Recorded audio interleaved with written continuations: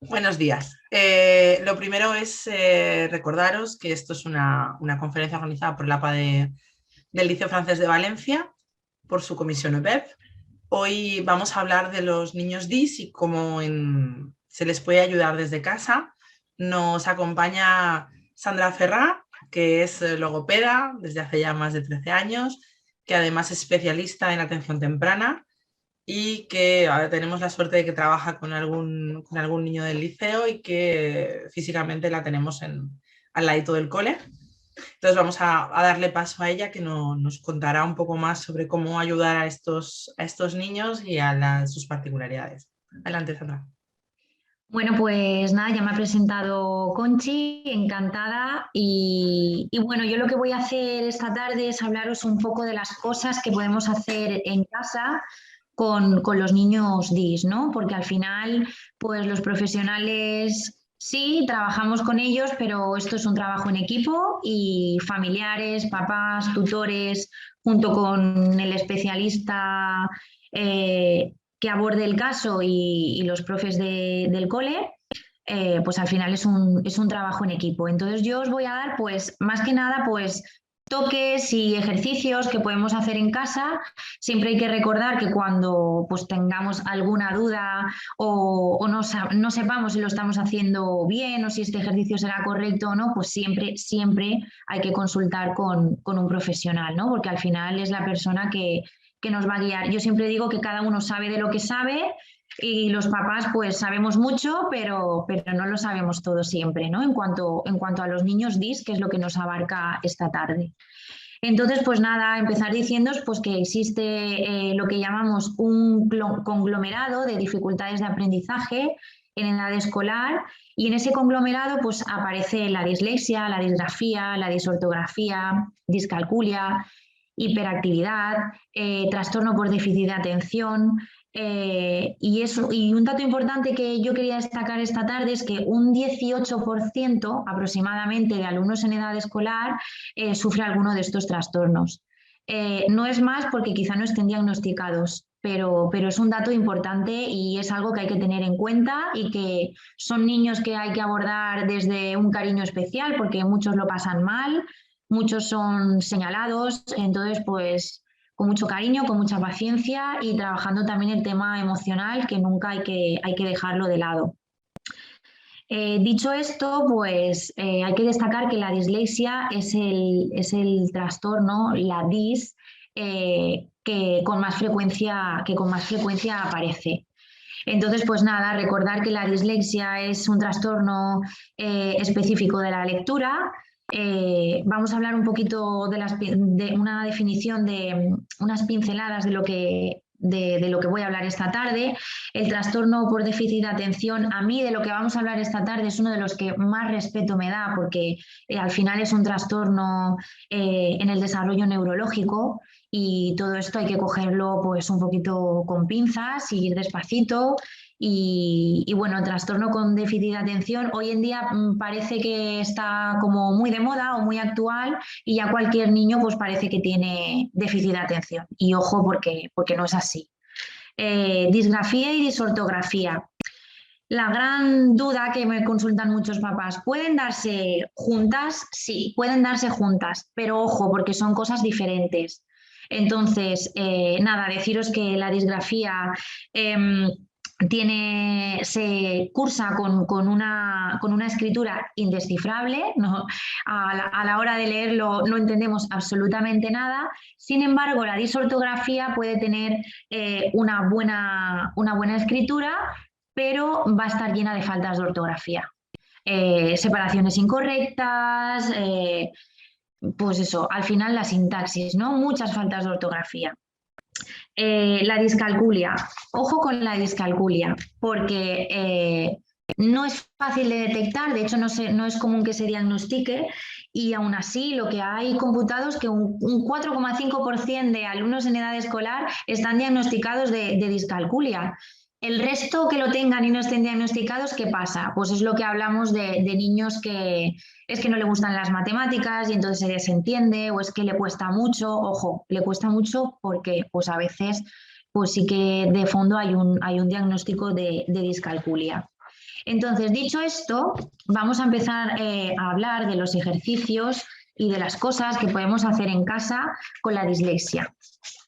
Yo me he hecho un montón de chuletas porque no quiero dejarme nada, pero al final tengo media hora y tengo que ir un poco rápida porque si no, no va a dar tiempo a si alguien quiere hacerme alguna pregunta, que al final es lo interesante.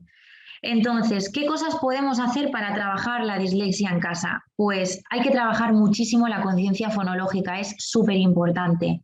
Hay muchas maneras de trabajarlas. Hay muchas webs y mucho material a través de ordenador y de pantalla interesante, pero ojo, porque no todo lo que buscamos en Internet es válido. Entonces, pues siempre vamos a consultar en qué página estoy indagando y si lo que estoy haciendo lo estoy haciendo correcto.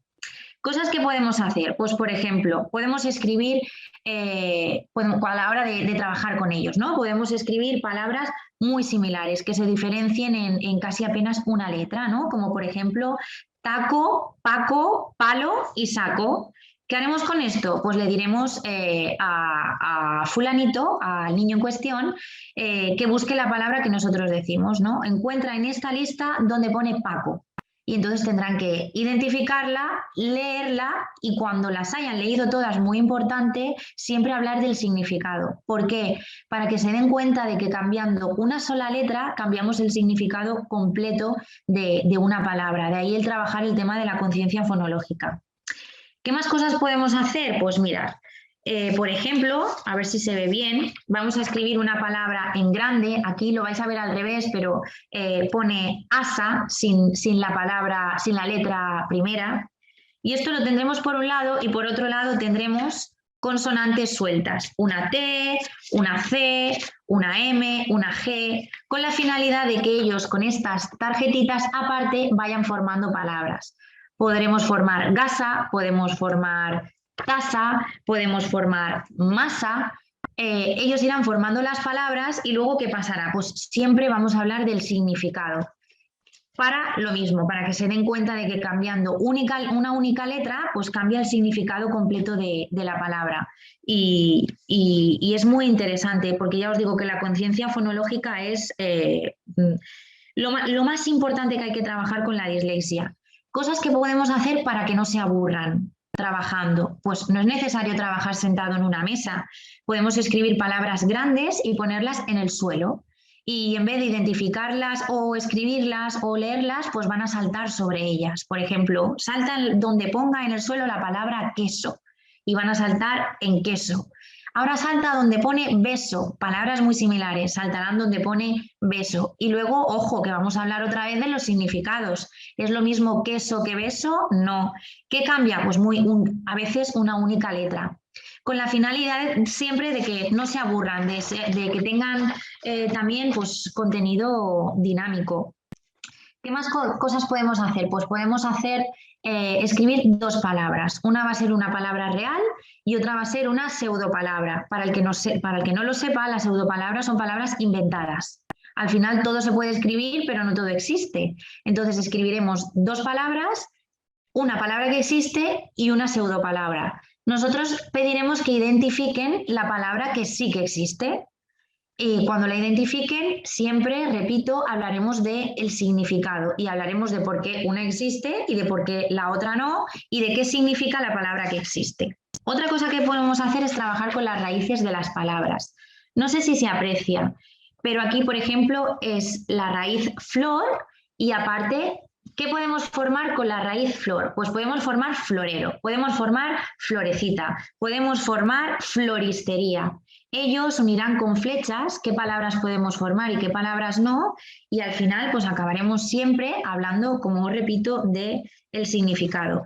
Aquí siempre podemos amoldar todos los ejercicios a la edad del niño o la niña con el que trabajamos y por supuesto la dificultad. Siempre vamos a empezar en dificultad ascendente, de más fácil a más difícil. Con el tiempo, cuando veamos que van mejorando, pues siempre pues, apretaremos un poquito la tuerca y haremos las cosas un poquito más difíciles.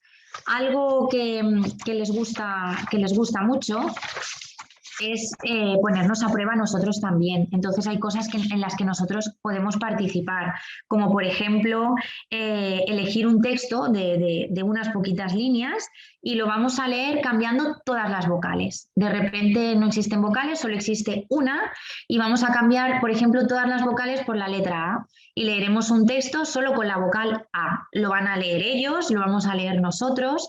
Vamos a notar el tiempo que tardan en leer el texto y los errores que han cometido.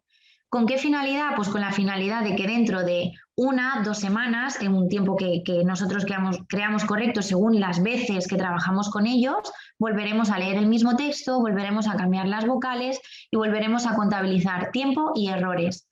Es una manera genial en la que ellos vean que están mejorando. Les gusta un montón porque os aseguro que trabajando siempre mejoran. Y cuando veamos que ese texto lo tienen controlado, pues cambiamos de texto y participamos con ellos. Nosotros vamos a leer también y bueno, pues vamos a cometer algún error, que es una trampa para que vean que nosotros nos podemos equivocar también, ¿no? Y que no pasa absolutamente nada. Pueden imaginar algo y escribir sobre ello y luego leerlo, comentar los errores que se han podido cometer. Pueden escribir lo que más nos ha gustado en el día de hoy, con la finalidad de que siempre sea algo pues, sobre ellos, que sea algo dinámico, que sea divertido, que sea algo que tienen reciente, porque les cuesta menos escribir sobre algo que tengo en la cabeza que sobre una orden que doy yo, ¿no? Escríbeme sobre los romanos, pues oye, a lo mejor no, pero si les pedimos que escriban sobre lo que han hecho en el día de hoy, lo que más les ha gustado, la actividad que más les ha gustado en el cole, pues siempre cuesta un poquito menos. Siguiendo con la dislexia, hay una película que yo he recomendado a veces para ver y siempre ha tenido un feedback positivo. La película se llama The Big Picture. Es un estudiante disléxico de secundaria que quiere ir a una de las mejores universidades de su ciudad. Entonces, pues nos va contando los retos a los que tiene que enfrentarse y es una manera pues, de que nuestro niño disléxico o nuestro familiar o la persona cercana con la que vayamos a trabajar pues tenga una visibilidad de que al final esto es algo real y que van a surgir las dificultades, pero que pueden sobreponerse a ellos siempre. Recursos web. También existen recursos web. Comentaba antes que no todos son válidos, pero por ejemplo tenemos ladislexia.net, que aquí es un conjunto de asociaciones, recursos, métodos de detección e intervención. Y la verdad que yo lo he trabajado alguna vez y está muy bien por si queréis tener ese recurso y echarle un vistazo. Luego está la psicogoloteca. La psicogoloteca son recursos para necesidades educativas especiales y la verdad que tiene bastante material y está muy bien también. Un libro, no nos puede faltar nunca un libro, ¿no? de consulta o siempre hay algo que tenemos que tener en papel para... A mí siempre me resulta muy interesante. El libro se llama Tengo dislexia. Es un libro cuyo protagonista, evidentemente, es un niño con dislexia y de nuevo pues, se va sobreponiendo a los problemas que le van surgiendo en su vida diaria. Juegos que podemos hacer para trabajar la dislexia, pues el ahorcado de toda la vida. Es genial para trabajar las letras aisladas y conjuntas en palabras y lo podemos hacer tanto manualmente en un papel como hay un montón de páginas en internet que ponemos el ahorcado y nos lo hacen, que a ellos les gusta mucho trabajar con los ordenadores. Y el Scrabble podemos jugar con ellos, podemos jugar en familia y es súper interesante trabajarlo porque ellos se dan cuenta de los errores, van viendo cómo mejoran, cómo cada vez hacen palabras más largas, etc. Entonces, como tengo que hablar de más cosas, hasta ahí de la dislexia, recordaros siempre que son niños muy sensibles, que se les suele comparar y que no hay que dejar nunca de lado la parte emocional. Eso en todos los niños DIS. Lo que pasa que, bueno, como la dislexia pues parece que está un poco más a la orden del día, pues mucho cuidado con hacerles daño, ¿no? Como yo digo. Vamos a seguir con la disgrafía. La disgrafía sí que hay unos signos de alarma que nosotros podemos detectar en casa. ¿Qué podemos ver que me puede dar unas pinceladas de que algo no funciona bien? Bueno, pues suelen ser niños y niñas que hacen la letra muy grande. Suelen ser letras grandes, desorganizadas, suelen no respetar los márgenes del papel en el que están escribiendo, les hacen muchísimo esfuerzo por escribir, les cuesta mucho, muchos de ellos no saben coger bien el lápiz, suelen escribir o muy rápido o muy despacio para la edad que tienen. Y bueno, la postura suele ser una postura horrible para escribir, para hacer los deberes. Entonces, a nivel usuario, como yo digo, estos signos de alarma pues, nos pueden dar un indicio cuando son persistentes en el tiempo de que algo no va bien. Entonces, ¿qué cosas podemos hacer? Pues colocar de mayor a menor dibujos que presentamos en un papel, como por ejemplo nubes, triángulos, cuadrados, corazones, rombos, flores. Todo lo que se nos ocurra colocado de mayor a menor, o bien ya dibujado en un papel o bien con recortes que nosotros habremos, por supuesto, hecho previamente. Nubes más grandes, nubes más pequeñas y colocar de orden de mayor a menor y al revés, de menor a mayor. ¿Qué más cosas podemos hacer? Pues trabajar las direcciones. Por ejemplo, vamos a dibujar una portería y ellos con una flecha van a indicar hacia dónde tiene que ir la flecha para que el balón entre en la portería, hacia dónde tiene que ir la flecha para que el balón salga de la portería. Exactamente lo mismo, pues a lo mejor con una puerta o con una ventana, hacia dónde tiene que ir la flecha para que abra la puerta o para que cierre la ventana. Por ejemplo, un dibujo con muchas flores, ¿no? Muchas flores y una casa. Tienen que indicar qué flores están a la derecha de la casa y qué flores están a la izquierda de la casa. Este ejercicio podemos complicarlo pues, según la edad y según los avances que vayamos viendo. Aparte de identificar qué flores están a la derecha, qué flores están a la izquierda, pues tendremos que pintarlas. Pintaremos de naranja, por ejemplo, las flores que están a la derecha, pintaremos de amarillo las flores que están a la izquierda. ¿Qué más cosas podemos hacer? Pues podemos rodear con un círculo todas las figuras de una ficha que miran hacia un determinado lado, como por ejemplo una ficha llena de peces, ¿no? Pues vamos a rodear con un círculo todos los peces que miran a la derecha, o vamos a pintar de azul todos los peces que miran a la izquierda. El tema de las direcciones con la disgrafía es genial y es relativamente algo fácil a nivel usuario de hacer en casa y mejora mucho la disgrafía. ¿Qué más cosas podemos hacer? A ver si esto se ve bien. Aquí tenemos una clave con unas figuras que yo he hecho, un rombo, un rectángulo, un corazón y un triángulo. Como veréis, y si no os lo digo yo, dentro de cada figura hay una flecha que mira cada una en una dirección. En la parte de abajo del folio pues llenaremos esas figuras que hemos puesto en la clave con la finalidad de que ellos pongan en cada figura cómo tiene que ir la flecha del ejemplo que nosotros hemos puesto. Esto podemos hacerlo en un folio grande, en un folio pequeño, en cartulinas más grandes, más pequeñas y como siempre podemos variar la dificultad. Cuantas más figuras y cuantas más cosas tengan a la vista, más difícil. Depende del niño y de la edad, pues lo complicaremos más o lo complicaremos menos. Cosas que más podemos hacer, ¿qué más podemos hacer? Más cosas. Pues pintar cosas en concreto de una ficha con dibujos. Por ejemplo, vamos a pintar el pelo rojo a todas las figuras que llevan la flor en la derecha y tendrán que pintar el pelo rojo. Unir objetos iguales o diferentes con flechas, con colores iguales. Recortar imágenes y colocarlas en una hoja con contorno, y esto sí que lo voy a explicar. Tendremos en una hoja los contornos nada más y tendremos recortada su correspondiente figura. ¿Ellos qué tendrán que hacer? Pues coger la figura entera y colocarla en su correspondiente contorno. Más cosas que podemos hacer, pues es copiar imágenes exactamente iguales que le habremos presentado. Por ejemplo, yo he hecho esta, ellos tendrían que copiarla exactamente igual en este lado del papel.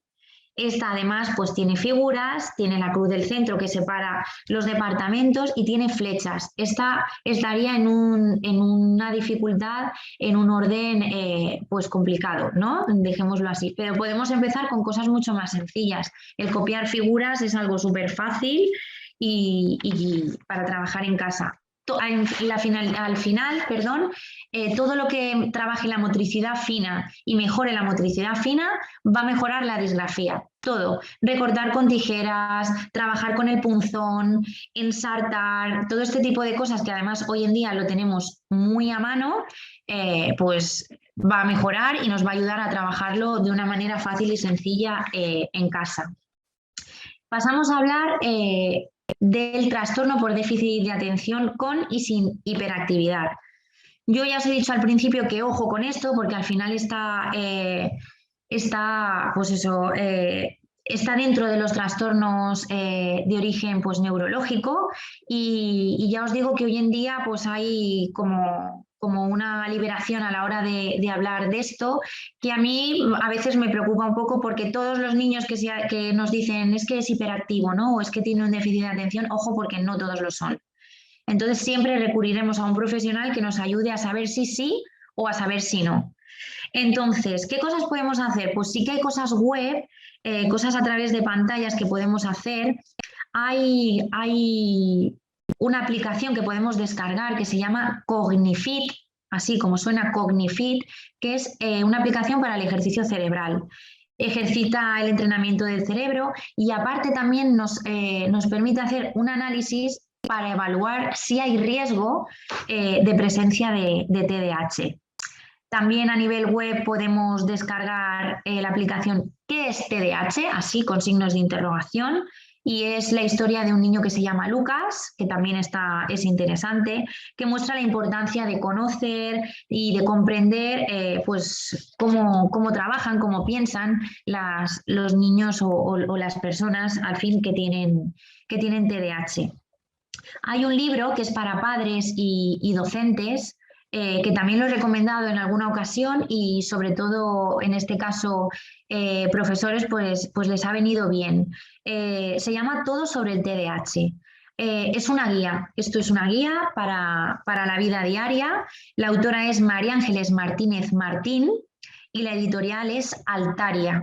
Y bueno, pues todo lo que son guías, pues ya sabemos lo que es de consulta, dudas que nos puedan surgir. Y bueno, al final esto es una cosa que está en continua renovación.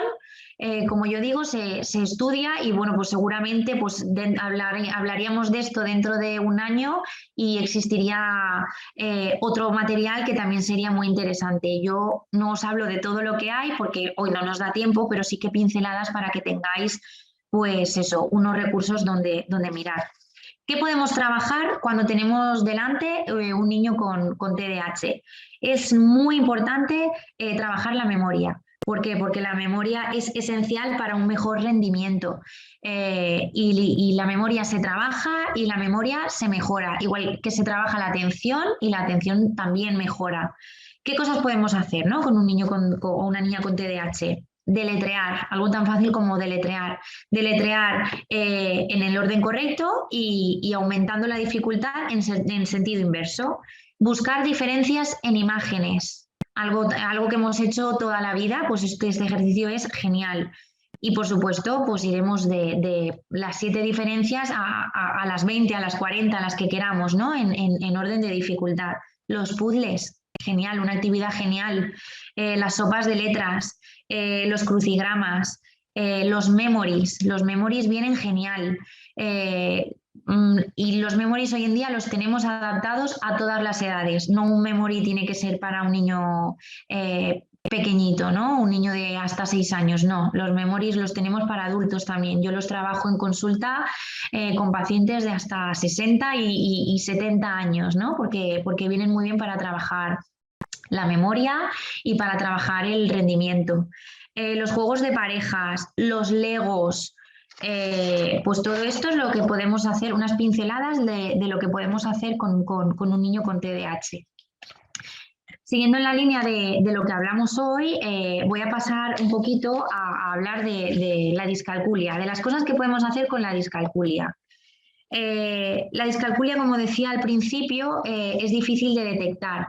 porque las matemáticas no les gusta a todos los niños porque, bueno, tendemos a pensar que requieren más esfuerzo, más concentración y pensamos a veces que las matemáticas son para personas muy inteligentes o muy listas y no siempre es así, ¿vale?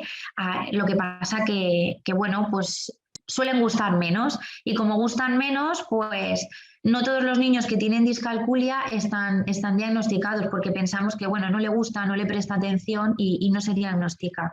Pero ya hemos hablado de que hay contabilizados un 4,5% de niños con discalculia. Entonces, uno de los síntomas o signos más importantes que debemos tener en cuenta para saber si es discalculia o no es cuando les cuesta muchísimo, muchísimo asociar una cantidad en concreto con su correspondiente dígito. Por ejemplo, el número 5 y 5 manzanas, el número 4 y 4 lápices. Cuando esto cuesta, que es algo relativamente sencillo, es un indicio de que algo no está funcionando correctamente.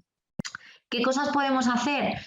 Pues todas las operaciones, sumar, restar, multiplicar, dividir, separando siempre por colores.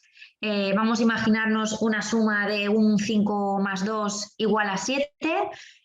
Trabajaremos siempre que podamos en vertical en vez de en horizontal, porque para ellos es más fácil todo lo que sea visual. Y pondremos un 5 en rojo, pondremos un 2 en amarillo y pondremos el resultado en verde. ¿Por qué? Porque el impacto visual para ellos es mucho mayor, entonces pues van a saber estructurarlo muchísimo mejor y por lo tanto van a mejorar el rendimiento a la hora de hacer operaciones. También podemos hacerlo al revés, no pintaremos los números, pero sí pintaremos los signos de la operación que estamos trabajando, el más, el signo de multiplicar, el signo de restar, el signo de dividir, porque les ayuda a concentrarse y es como un signo de alarma de, ojo, que en esta operación lo que tengo que hacer es sumar, lo que tengo que hacer es restar, estoy como resaltando lo que tengo que hacer en ese momento. ¿Qué más cosas puedo hacer? Utilizar el ábaco. Utilizar el ábaco les viene súper bien. Eso es algo que tenemos a mano en prácticamente todas las tiendas de juguetes, librerías, etcétera, y para ellos el tener el material en la mano resulta muchísimo más fácil. No sé por qué hay una tendencia a que no les dejan o no les dejamos, vamos a hablar en plural, contar con los dedos. Cuando existe algún tipo de problema, como es la discalculia, vamos a dejar contar con los dedos, claro que sí, se trata de aportar recursos, no de quitárselos. Entonces, si yo puedo sumar bien con los dedos, pues oye, voy a empezar a sumar con dedos. O nada de que se tengan que esconder debajo de la mesa o porque los dedos que no me dejan. Sí, vamos a proporcionar este recurso que les va a beneficiar. ¿Qué más cosas podemos hacer? Completar series en las que faltan o completar series en las que faltan números de 1 en 1, de 2 en 2, de 4 en 4, dependiendo del niño con el que trabajemos y de la dificultad. ¿Qué más cosas podemos hacer con la discalculia? Podemos mejorar la memoria a corto plazo, que llamamos, que es la memoria de trabajo, la memoria que nos permite adquirir los conocimientos nuevos en el aquí y ahora, en este momento. Entonces, pues siempre que entrenemos la memoria a corto plazo, pues les va a venir muy bien para memorizar tablas de multiplicar, por ejemplo, ¿no? Que a veces los llevan de cabeza.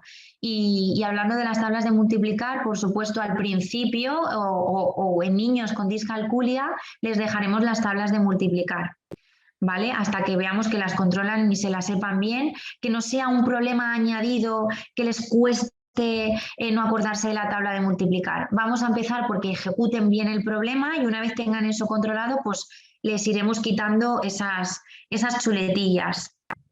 ¿Qué más podemos hacer? Pues trabajar la correspondencia entre el lenguaje matemático y las operaciones. ¿Qué quiere decir esto? Pues que vamos a incidir en que tengan claro qué es sumar.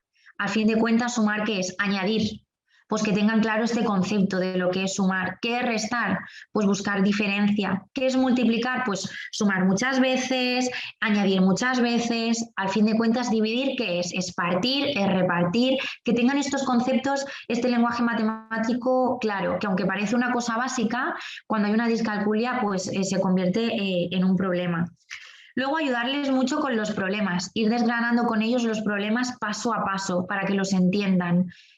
No sirve de nada poner un problema con un montón de texto porque llega un momento que cuando ven muchos dígitos o ven muchas operaciones que tienen que realizar, pues al final tienen un colapso y ya no saben ni por dónde empezar. Entonces, si les ayudamos a estructurar el problema y les ayudamos a que identifiquen lo que es importante de lo que pues realmente en este problema no lo es, pues le estamos proporcionando un recurso importante.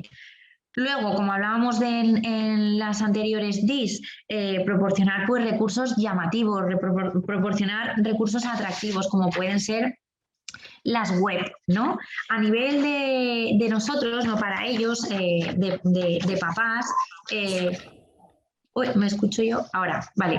Deciros que hay una web que puede ofrecer información importante, información de calidad, por si hay algún padre o familiar que quiere indagar o que quiere preguntar algo a lo mejor mucho más específico de la discalculia. Por supuesto, somos muchos los profesionales que podemos ayudaros y trabajarlo, pero oye, no está de más saber que nos podemos meter en la web UDIDAM, perdón, lo deletreo, UDIDAM. Esto es una unidad de diagnóstico e intervención de la discalculia. Yo la he recomendado en alguna ocasión y siempre han sido muy amables y funcionan muy bien por si queréis tener ese recurso ahí también. Más cosas de la discalculia. ¿Qué podemos hacer? Esto sobre todo en términos de exámenes y ejercicios, ¿no? Más encaminado quizá pues, a la hora de trabajar conjuntamente con los profesores.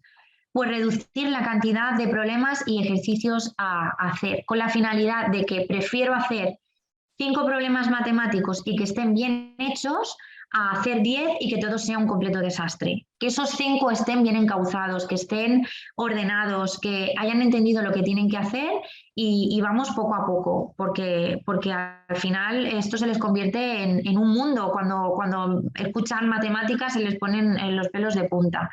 Reducir el número de cifras en los cálculos, que es lo que hablaba un poco antes, empezar de menos a más. Y diferenciarles las cifras, diferenciarles los signos de la operación que vamos a realizar. Subrayar palabras clave en los problemas. Eso le va a ayudar a centrar la atención en lo que tengo que hacer. Un recurso muy fácil es utilizar hojas cuadriculadas. ¿Por qué? Porque les va a ayudar a estructurar mejor y alinear mejor los cálculos. Y fijaros qué sencillo y a ellos la verdad que les resulta muchísimo más cómodo. Proporcionar tiempo, un poco más de tiempo. ¿Para qué? Pues para incentivar el repaso, para incentivar esos últimos 5 minutitos para poder repasar por si me doy cuenta de que algo está mal, porque suelen ser niños que acaban los exámenes al tiempo límite, ¿no? No les da tiempo de nada. Pues oye, voy a proporcionar 5 minutitos para que puedan repasar y baje un poco el nivel de ansiedad y de estrés que les produce. Disminuir distracciones es algo importante. Voy a intentar siempre que cuando hay una discalculia, en la misma hoja, en el mismo folio, aparezcan como máximo 2 problemas o 2 enunciados, 2 ejercicios, para que no se distraigan con que tengo que hacer 4 más o mira lo que tengo aquí abajo. Vamos a limpiar el papel y vamos a dejarlo un máximo de 2 ejercicios por hoja. Cuando veamos que va funcionando, pues iremos añadiendo. Y bueno, al final, pues proporcionar recursos, proporcionarles facilidades y no todo lo contrario, ¿no? Se trata de eso, es súper importante y vuelvo a repetir que hay que abarcar el tema de las DIS desde una manera muy cariñosa, con muchísima paciencia, que a veces los papás, pues bueno, no la tenemos, pero hay que hacerlo porque siempre ellos lo necesitan. Y bueno, pues ya está, no me quiero despedir sin un recurso web para trabajar la discalculia que se llama La máquina de calcular. que permite la práctica del cálculo mental de una manera pues diferente, ¿no? No el cálculo mental por cálculo mental, pues ya están delante de una pantalla, ya pues otra cosa. Por supuesto hay muchos más recursos web, hoy no da tiempo a decirlos todos, pero bueno, espero haberos ayudado, haberos dado unas pinceladas de cada cosa y haberos proporcionado ejercicios que podéis hacer en casa. Siempre pensar que todo se puede adaptar, que de un mismo ejercicio podemos sacar muchos más. Y bueno, cualquier cosa que queráis, pues aquí estoy. Espero haberme explicado bien y bueno, que hayáis pasado un rato interesante. Muchas gracias, Sandra. A ver. Conchi, sí. No, yo me quedo con que el 18% de los alumnos tienen algún tipo de complejidad en este campo, ¿no? Sí. Mi duda es saber quién diagnostica un DIS. Porque claro, ¿quién me dice de verdad que mi hijo no es un vago en matemáticas? Y perdón, que realmente hay una problemática porque ¿vale? Supongo que pasa como con todos los diagnósticos, el profesor que no lo ve, el que cree que es un vago, el que tal, es la psicóloga, es un logopeda. ¿Quién establece el diagnóstico que luego permite trabajar con estos niños?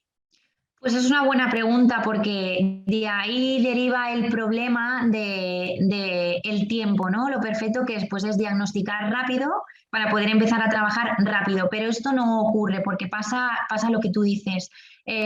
Primero es vago, luego esto se me alarga en el tiempo y ya no es un problema solo de que es vago, al final se aburren porque no lo entienden, entonces no entiendo lo que me pasa, pero no son capaces, en definitiva es que no son capaces, no es que no quieran, es que no pueden.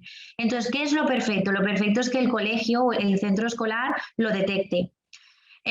Para que ellos nos deriven al profesional que debe de hacerlo. ¿Quién debe de hacerlo? Pues un equipo de orientación, que lo perfecto es pues, que esté formado por psicólogo, pedagogo, logopeda. Esto no siempre ocurre, pero sí que os voy a hablar de personas que están capacitadas para ello, que puede ser el pedagogo y el logopeda. Yo siempre voy a barrer para casa y bueno, somos unos de los profesionales más importantes que podemos diagnosticar y dar las pautas para trabajar en casa y para trabajar con ellos. Sí, Sandra, muchas gracias por la exposición muy clara. Y tenía unas dudas porque sí, todas estas cosas a veces no vienen solas, ¿no? Quiero decir, a veces algunas problemáticas van unidas. Por ejemplo, sí, tenemos un niño que tiene una disgrafía, no sé, por decir algo, con un déficit de atención, puede ocurrir, ¿no?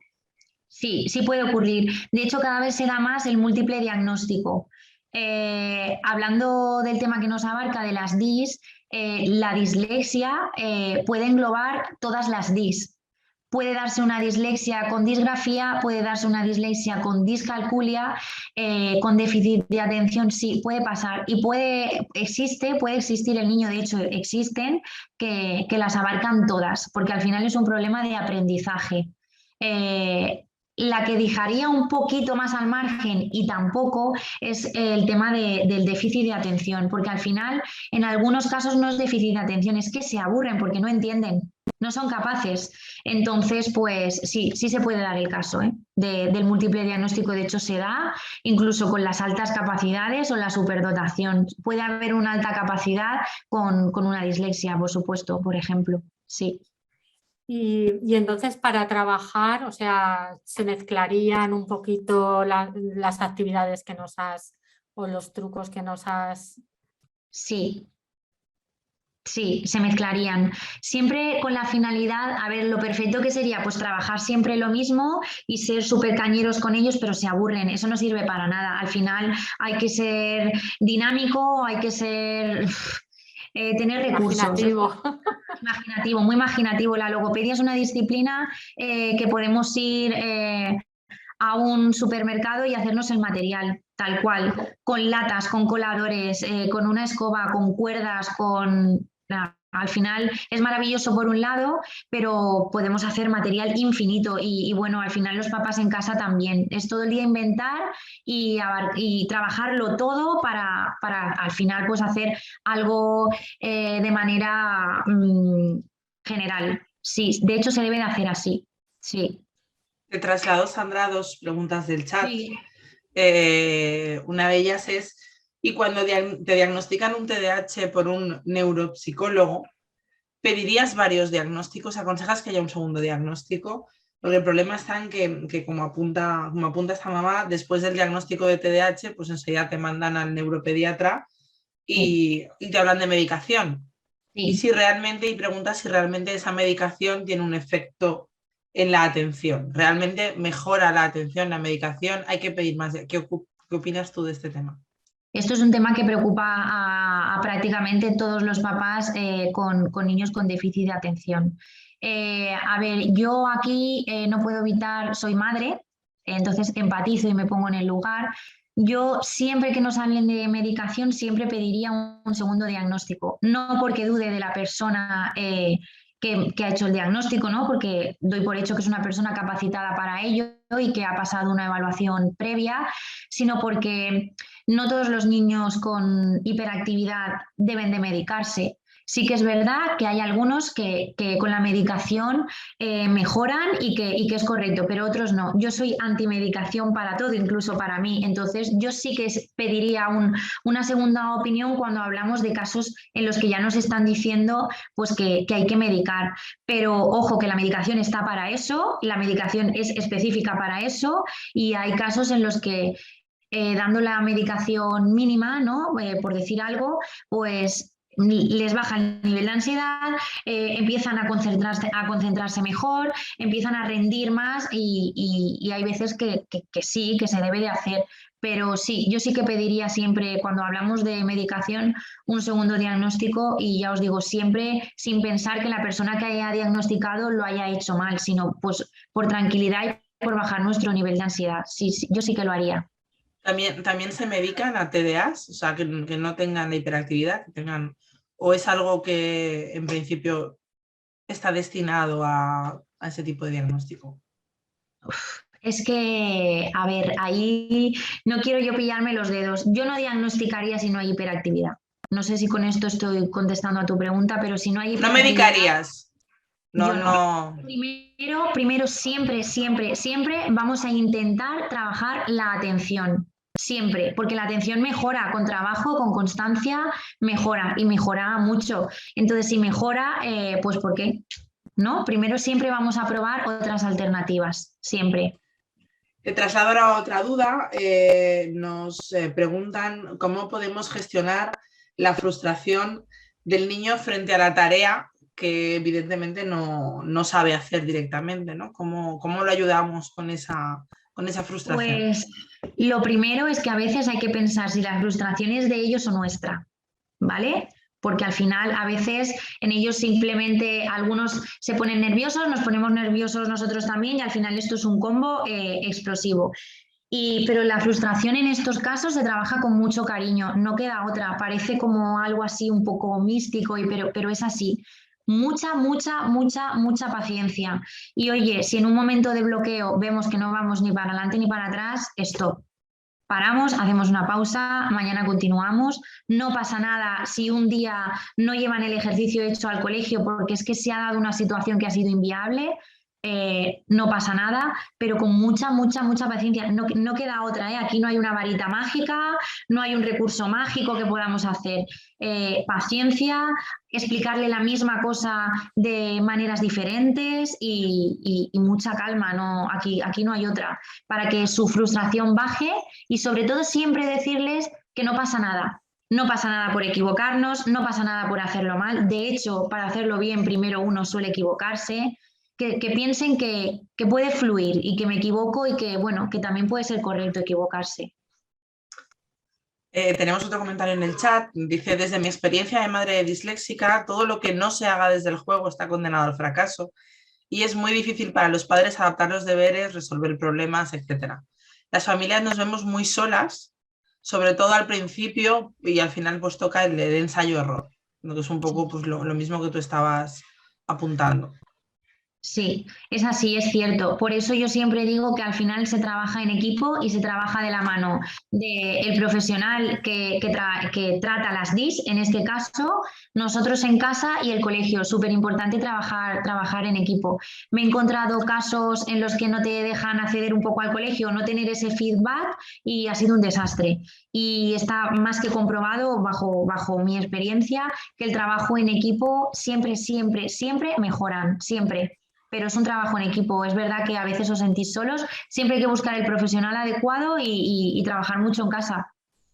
Es así. Otra mamá comenta que para ella, como madre disléxico, es muy difícil pensar que su hijo va a llegar a todo.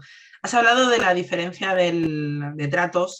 Sí. Esto, como lo hemos dicho, lo organiza la APA del Liceo Francés. Sé que tienes al menos un alumno, no voy a entrar más, del liceo.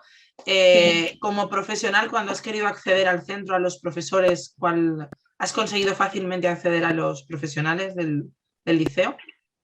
Pues mira, no os voy a engañar, estoy en trámites con ello, entonces no me atrevo a deciros que sí ni que no porque estoy en trámites, pero yo creo que sí que voy a poder porque me han proporcionado los emails, entonces doy por hecho que si le han dado los emails a esta mamá es porque van a ser accesibles y vamos a poder trabajar en equipo, doy por hecho que sí.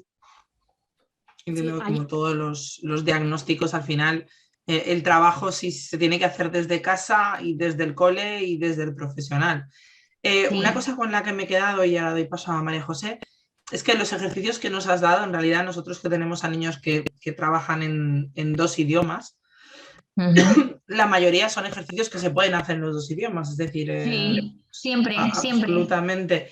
Entonces, una de las mamás pregunta si como niños, justamente como alumnos del liceo, las sesiones deberían de ser en francés o en español, o visto la manera de trabajar, ¿consideras que no es necesario? ¿Qué opinas sobre estos? Porque al final son colegios bilingües. Sí, yo siempre opino que si hay una lengua dominante, si hay una lengua materna o si hay una lengua en la que nosotros pensamos que se van a desenvolver mejor en el futuro, pues trabajar primero esa.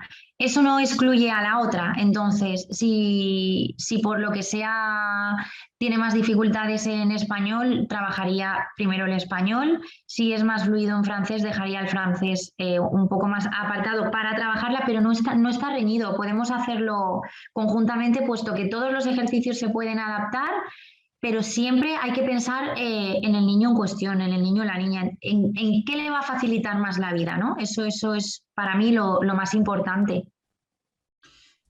Otra duda que nos plantean es para trabajar con qué profesional, quién es el profesional correcto, vamos a decirlo así, con todas las comillas del mundo, para trabajar con un niño con TDA, con déficit de atención. ¿Es un neuropsicólogo? ¿Es un terapeuta ocupacional? ¿Quién es el profesional ideal para guiarnos en ese proceso? En este caso, cuando están diagnosticados, lo ideal, lo perfecto es trabajar la parte emocional y de conducta con un psicólogo y trabajar la parte más educativa con un logopeda o con un pedagogo. Eso es lo correcto. Sí, hay otra pregunta que hablan sobre el bilingüismo. Sí. ¿Vale? Si está reñido con la dislexia o el TDA. Vamos a ver, ¿qué opinan los logopedas al respecto? Pues, a ver, esto es un tema muy controvertido. Esta cuestión siempre surge pues porque cada vez hay más colegios bilingües o que proporcionan una doble línea, ¿no? Por decirlo de alguna manera. Siempre voy a decir lo mismo, hay que mirar siempre por el niño en cuestión, por facilitarle la vida. Entonces, si yo estoy hablando de supuestos, no quiero ofender a nadie ni nada. Si yo me empeño en que quiero que todo sea en francés, pero yo veo que a él lo que le facilita la vida es el español o viceversa, buscaré siempre los recursos en español. Cuando el tema se nos complica en el tiempo, se alarga mucho, vemos que no avanza ni en un idioma ni en otro, yo dejaría aparcado uno, me centraría en otro y cuando esto avance lo traspolaría a los dos idiomas, pero siempre hay que pensar en qué le va a facilitar más la vida. un idioma, otro o los dos. Oye, si yo creo que puede con los dos, pues adelante, pero no suele pasar. Siempre hay una lengua que predomina para ellos, que les resulta más fácil, que les resulta más cómoda o que les va a facilitar más la vida fuera del colegio. No hay que pensar solo dentro del colegio o de lo que nosotros como padres queremos o nos gustaría. Siempre hay que pensar en ellos. Yo tengo una pregunta trampa. Sí, Te a aviso ver. que ayer ya se la hice a Laura en su terreno. Sí. Es, con todas las comillas del mundo, ¿esto se cura? O sea, un niño DIS será un adulto DIS, tendrá siempre ese problema, el que tenga un déficit de atención lo va a tener siempre, es algo que se trabaja y se mejora mucho. Es... A ver, la dislexia no se cura. La dislexia no se cura. La discalculia, sí. La disgrafía también, pero al final, acordaros que hemos hablado de un conglomerado, ¿no? Van todas un poco de la mano, pero la dislexia no se cura. Se aprende, por supuesto, a vivir con ella y a manejar maniobras compensatorias y que no se les note absolutamente nada. Llegan a la universidad, sacan sus carreras, se hacen importantes, como yo digo, y no hay ningún problema, pero siempre, siempre que se trabaje. Si no se trabaja, es complicado, desgraciadamente lo es. Y pasa lo mismo con el déficit de atención. ¿Una persona con déficit de atención puede prosperar? Por supuesto que sí. ¿Va a tener el déficit de atención siempre? Sí, porque es de base neurológica. Entonces ahí no podemos meternos en el cerebro y hacer un clic, pero por supuesto que trabajando mejora muchísimo y pueden llegar muy lejos como cualquier otro. Pero la Entonces, dislexia en concreto no se cura.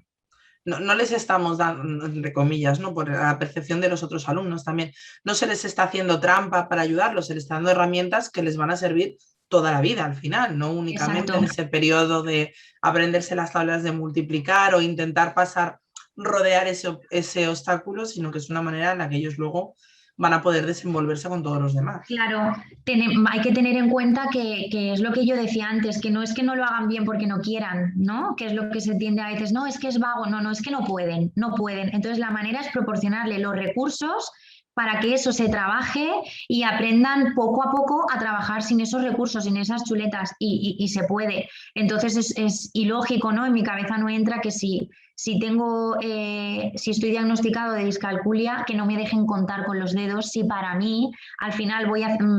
¿Qué supone contar con los dedos? Si al final estoy contando igual, ¿no? Si para mí es algo fácil y me hace que el problema al final esté resuelto, ¿por qué voy a quitar esa ayuda? No voy a contar toda la vida con los dedos, o sí, pero bueno, lo mismo me voy a dedicar a otra cosa completamente diferente que no son las matemáticas y oye, pues seguiré contando con los dedos y no pasará nada.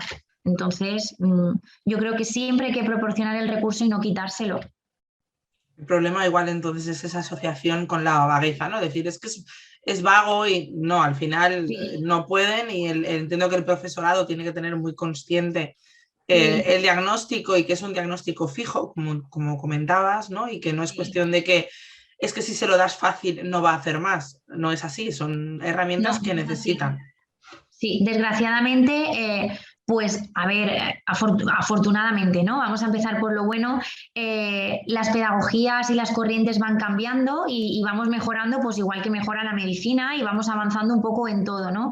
Entonces las corrientes van cambiando y ya se tiene más tendencia a que, pues el típico niño sentado en clase que tiene que aprenderse el libro porque sí y esto es lo que hay y punto, pues eso cada vez queda un poco más apartado para dar paso al entender lo que estoy estudiando, al que me proporcionen recursos manipulativos, a contar con un montón de material que tenemos hoy en día a nuestro alcance. Está muy de moda el material Montessori, pues oye, el material Montessori está muy bien para muchas cosas, porque al final es fungible, lo puedo tocar, lo puedo manipular y me sirve para muchas cosas, aunque yo no trabaje la pedagogía Montessori en sí. Y esto se puede extrapolar a todo lo que se nos ocurra. Entonces, pues afortunadamente vamos avanzando, pero el problema quizás es lo que tú dices, no lo tienen los niños DIS, sino el cómo afrontamos los demás esa manera de ayudarles.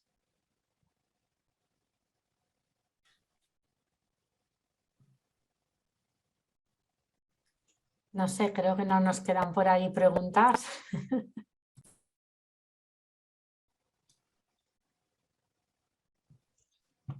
Yo espero No haberos parece podido para ahora. ayudar. Mira, si tenemos una duda.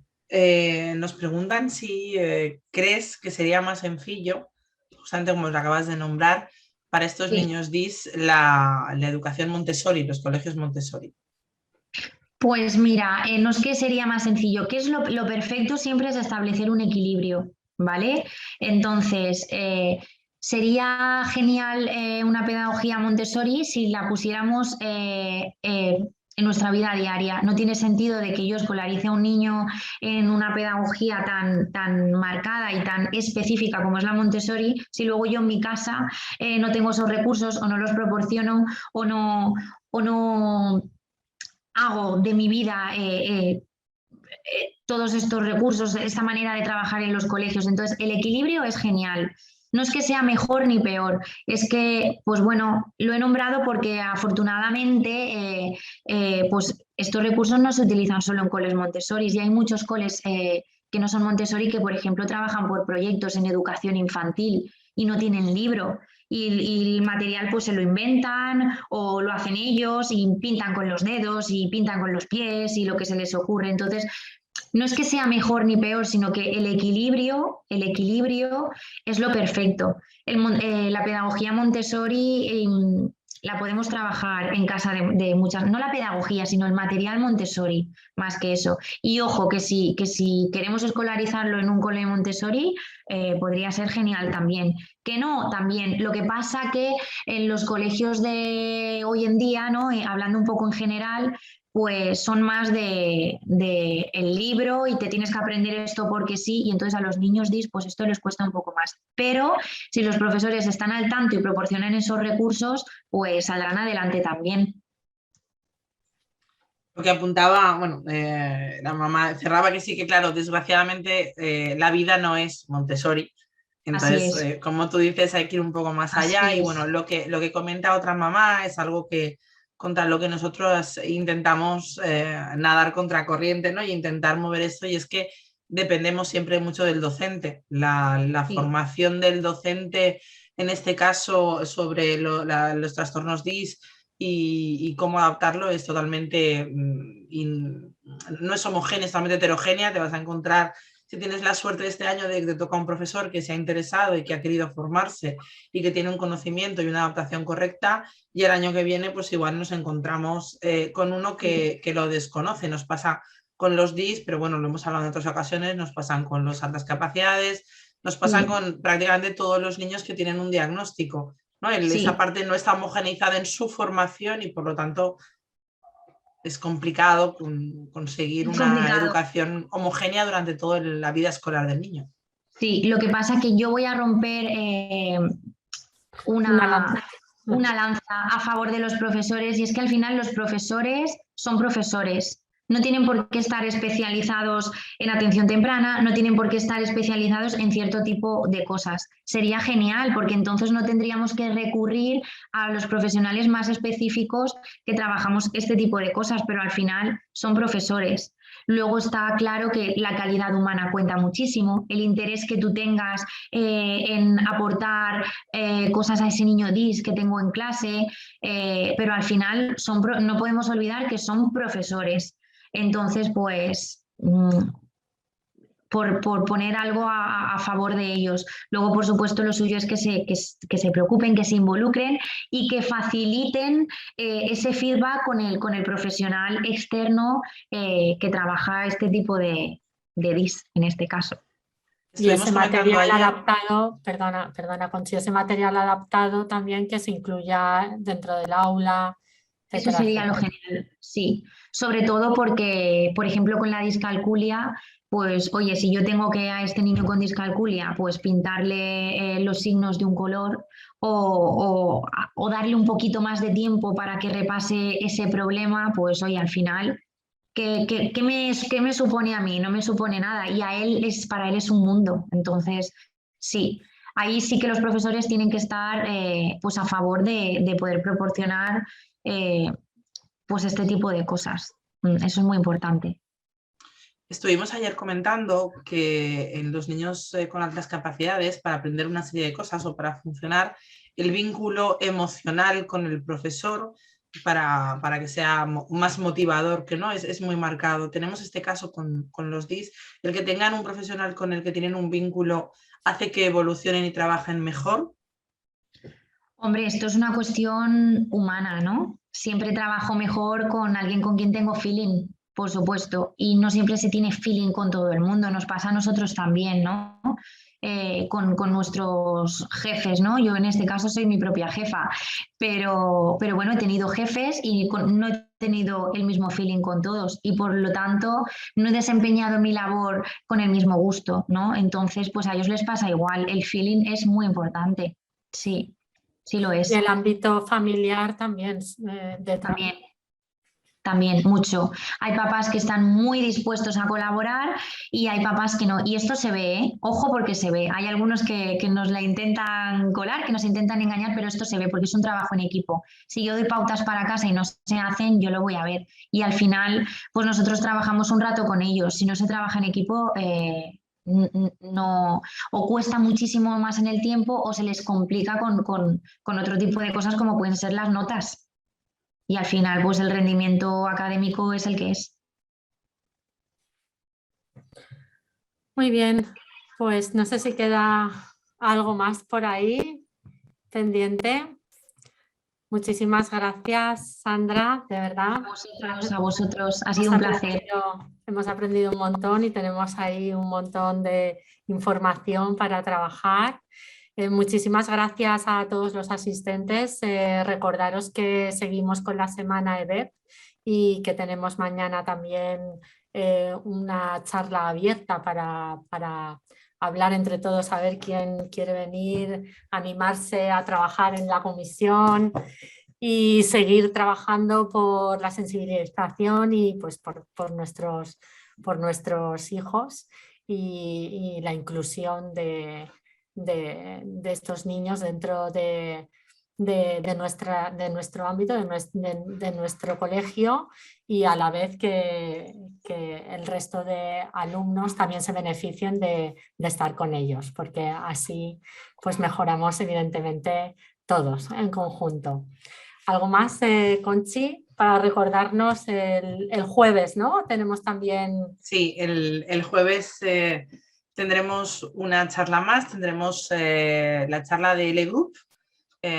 Son especialistas en deporte y actividades y nos hablarán de cómo adaptar, cómo ayudar, mejor dicho, a los distintos diagnósticos y qué tipo de actividad física, qué tipo de deporte es el más adaptado, sabiendo que ellos están especializados tanto en trabajar con la disfuncionalidad física como mental y tenemos la suerte de que se ocupen de algunas de las extraescolares en el cole y nos van a dar esa visión a partir del jueves a partir de las 6:30 para cerrar un poco la semana de charlas. Muy bien, y a ver, seguro colaboramos otra vez con Sandra. Encantada, ojalá que sí, claro. Aprovecharemos que la tenemos muy cerquita. Somos vecinos, al final somos vecinos.